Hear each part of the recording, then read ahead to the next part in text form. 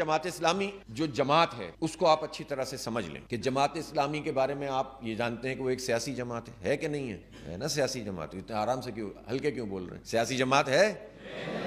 ٹھیک ہے. انتخابات لڑتی ہے. اچھا. اور جماعت اسلامی کے بارے میں یہ بات ہے کہ یہ ایک دینی جماعت ہے. دینی جماعت ہے.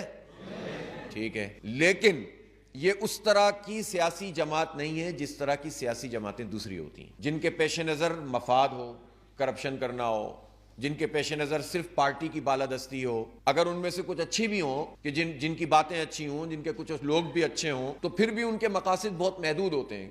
کوئی صرف یہ سوچتا ہے کہ اس ملک میں ہم کوئی اچھی معیشت قائم کر دیں، کچھ انصاف مل جائے، عدل مل جائے.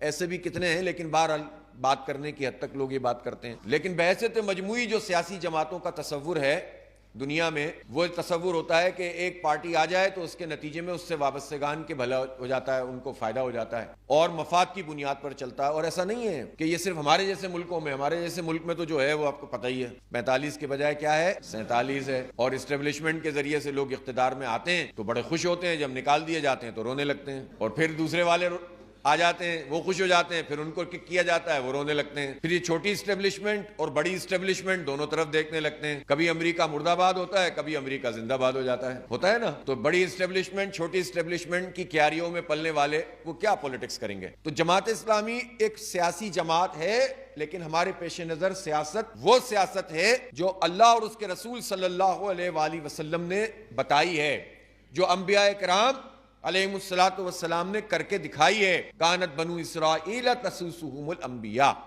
بنی اسرائیل کی سیاست کون کرتے تھے؟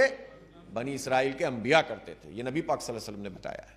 اس کا مطلب یہ تو بڑی معتبر چیز ہے، یہ تو بڑی اچھی چیز ہے، اس کا تو عبادت کا درجہ ہے.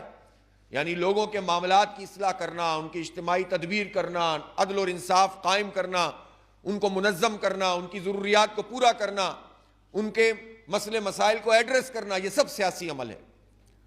صرف انتخابات کو سیاست نہیں کہتے.